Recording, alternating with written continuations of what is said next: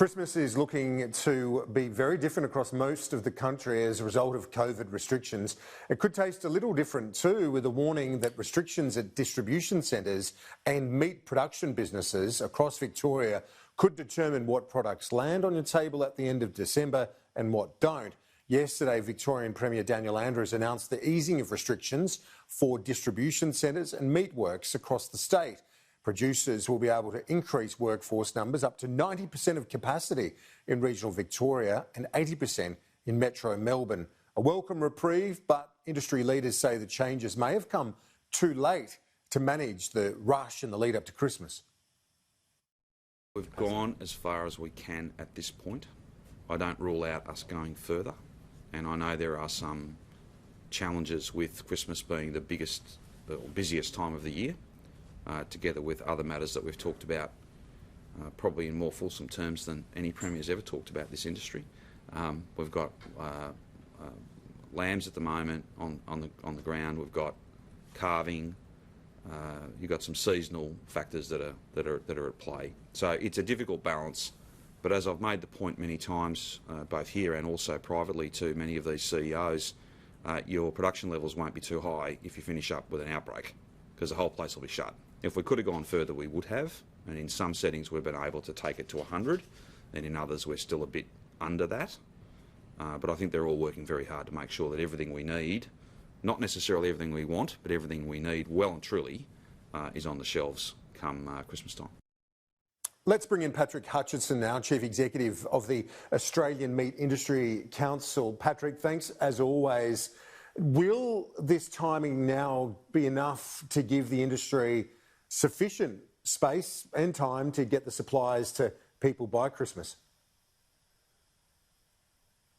Yeah, thanks, Kieran, and once again, great to be with you. Look, certainly we think that now, with the seasonal variations that we've had, that we couldn't have gone almost a day longer. So these the restrictions easing that we've had certainly has come at the best possible time in this regard. So, look, we think that we're going to be able to meet a lot of the requirements that are there, but it has been touch and go, and I think that what we need to recognise is that we are a massive industry. Processing in red meat processing in Australia alone is got a worth of over 20 billion. Now, if we take into consideration small goods manufacturing, which is hubbed in Victoria, and a whole host of other farmers, transporters, etc., that's a $50 billion industry just on its own sitting there. So I really think that we've got to take some recognition here. What we've done and what we've negotiated with the government has come to the fore now, but we think we will be able to make all the requirements that we need to for Christmas. Well, that is good news. We saw some of the clusters early on, Cedar Meats, one at Colac. They were quite prominent at the time. Do you feel the industry has got a handle on how to manage any potential situations like those two? Oh, look, and then some, Kieran. I think let's also just take pause here for a minute and actually think about something which has not been brought to the fore here. And that is, what is the difference between the actual amount of staff from a meatworks in a cluster, and then what is the actual overall cluster numbers? And I can tell you from our research that we've done with every single company that has had from 1 or 2 cases through to what was classed as a cluster of over 200, that it is on average about 25% and as low as 4%. So really what we've looked at is that we've had one that was reported a number of times where it was 10 people out of 1,300. Now, again, we saw this as a bit of demonising of industry, an opportunity to put industry up front to maybe get away from other stories that were out there. But that's why we've been negotiating almost with one hand tied behind our back, because the only data that's been actually looked at in this regard has been the data that the DHHS has collected based on here in Australia. Now, we know it's a new virus, but we know what's going on with the rest of the world.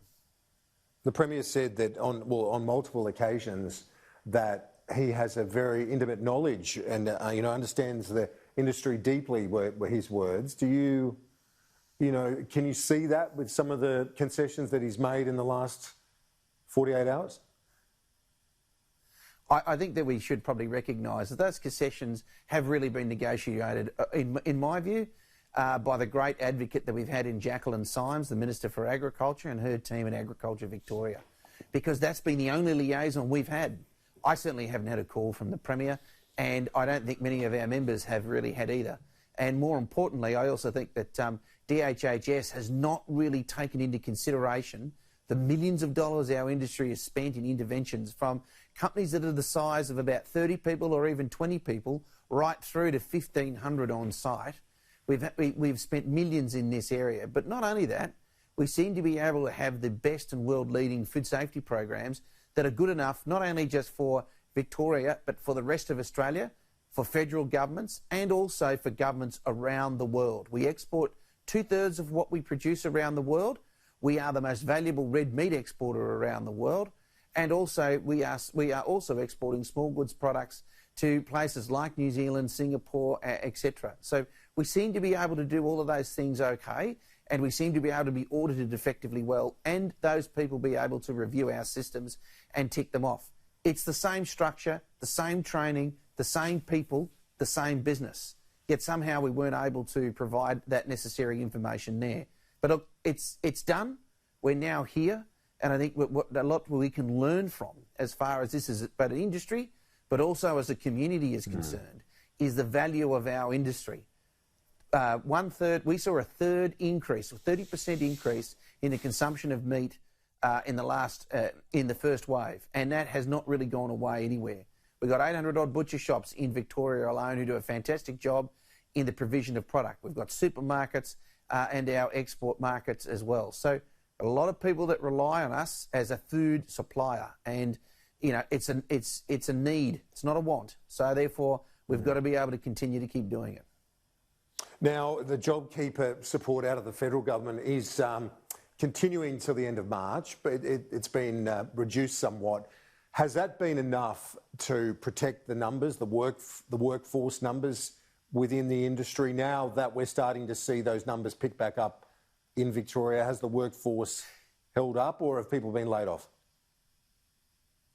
Look, we have a very flexible and complex work structure. We have resident labour and we have imported labour. We have casuals, what we call daily hire, and obviously we have FTEs on site. So within that flexible mixture, we've been able to obviously during the restrictions, having to let some people go, and you know, it's been very sad. We've seen a lot of mental health issues. We've even seen, unfortunately, some people within Victoria working in our industry who've taken their own life. Now, we now have to get that back. We're now having to find those people. A lot of our members have kept those people on. There's been some of our members who have actually ensured that people are staying on and have been paying them something as well, whilst not being able to access JobKeeper. So it really, if that's not putting your employees before anything else, I don't know what is. And that's what we do in our industry. So essentially, we haven't been able to access JobKeeper for the most part in our industry, and so therefore that hasn't really been the impact. But what is that our industry is a much loved industry. Farmers are the most trusted industry in the country, and as it moves through that food supply chain right through to supermarket or butcher shop, or indeed restaurant, depending on what state you're in at the moment, inevitably that there is trust that needs to be there. But all of our people, we all work together to ensure that food is on people's tables. So what we've been looking for is that respect and recognition actually coming back to us from decision makers and regulators, because it's coming from consumers. And we've been doing it on our part, and now we're hopefully working towards getting that done, getting something paid back to us. Patrick Hutchinson, Chief Executive of the Australian Meat Industry Council. Appreciate your time. We'll talk to you soon. Thanks, Kieran. Always a pleasure.